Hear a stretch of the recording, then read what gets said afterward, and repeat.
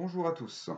Dans ce cours, nous allons aborder la cotation dimensionnelle. La cotation dimensionnelle d'un dessin technique a pour but de définir toutes les dimensions précisément pour réaliser la cote ensuite pour pouvoir la fabriquer. Donc ces dimensions doivent être précises et surtout la cotation se doit d'être quelque chose de clair. Il existe plusieurs types de cotations. Vous avez des cotations linéaires, donc des cotes droites, des cotes en ligne, et vous avez aussi des cotations d'angle, des cotations dites angulaires.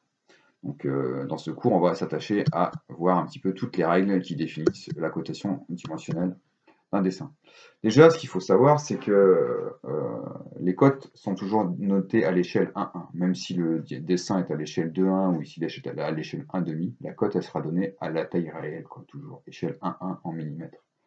Donc ça se doit d'être quelque chose de facile à lire. Là, tel qu'on le voit là, on voit qu'on a quelques cotes, elles sont espacées, elles sont très lisibles.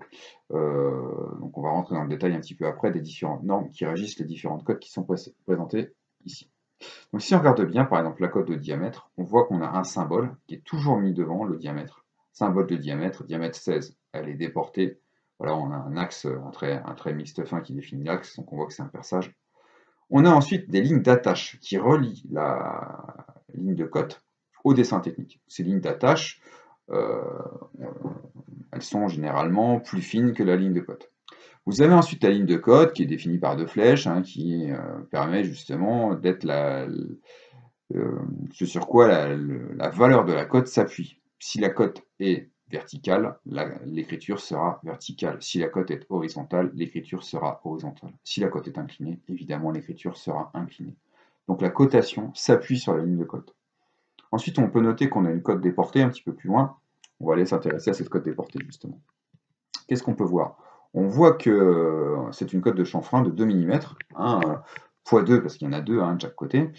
Surtout, ce qui est intéressant de voir, c'est que c'était trop grand pour noter ça à l'intérieur de la cote, donc on est venu la mettre à l'extérieur. Si la cote est trop petite, on la met à l'extérieur. De même, lorsqu'on a une cote angulaire, généralement, on la place au-dessus, et elle s'exprime aussi dans une unité qui s'appelle les degrés L, puisqu'un angle s'exprime en degrés. Donc voici des exemples de ce qu'il ne faut pas faire. Par exemple, on voit que la cote de 2 x 2 en chanfrein, là, elle est centrée, elle écrase un petit peu la ligne de cote, ça ne va pas du tout. On voit que le 30, il rentre dans le dessin, donc il n'y a pas d'espace, c'est pas bon. On voit qu'en dessous, on a des lignes d'attache du diamètre 16 qui viennent couper la ligne de cote 50. Ça, il n'y a pas d'intersection en cotation, c'est illisible, c'est non acceptable. Donc, tout ça, ce sont des erreurs qu'il ne faut pas faire, tout simplement. Donc voilà, en gros. Donc maintenant, si on va rajouter la suite, regardons voir un petit peu.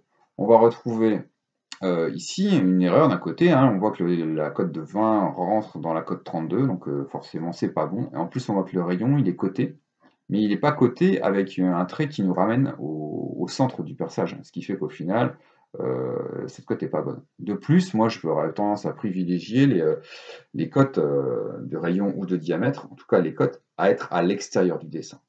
Là, elles sont posées à l'intérieur du dessin. Si on peut les mettre à l'externe, autant les mettre à l'externe, c'est préférable. Là, on va retrouver exactement la même chose. Qu'est-ce qu'on voit? On voit qu'on a des erreurs. Quand on a une décotation dite en série, c'est-à-dire des cotes qui s'empilent, on les met au même niveau, tout simplement. Donc là, elles ne sont pas au même niveau, donc c'est pareil, c'est pas acceptable. D'accord? Aussi simple que ça. Ici, qu'est-ce qu'on a? Ici, on a vraiment du n'importe quoi. On a une cote qui est clairement à l'intérieur du dessin, donc ça, c'est bon. C'est complètement faux. Et ensuite, on a une cote qui est directement dans l'axe du dessin. Donc une cote est toujours déportée par rapport au dessin par une ligne d'attache. Elle n'est jamais directement sur le dessin technique, parce que c'est pas très lisible, quoi. Là, qu'est-ce qu'on voit? On voit qu'on a de la cotation au diamètre. Clairement, les diamètres, on les met jamais sur l'axe. On les décale toujours. Et moi, j'aurais tendance à privilégier la cote décalée diamètre 30 parce que le diamètre 30 est à l'externe du dessin technique. Là, le diamètre 42 qui est dans la vue qui est bonne, il est dans le dessin, donc c'est bon. Mais moi, je préfère quand c'est en externe tant que possible. Donc voilà un petit peu pour ce cours qui fait la première approche de la cotation dimensionnelle. Au revoir, merci.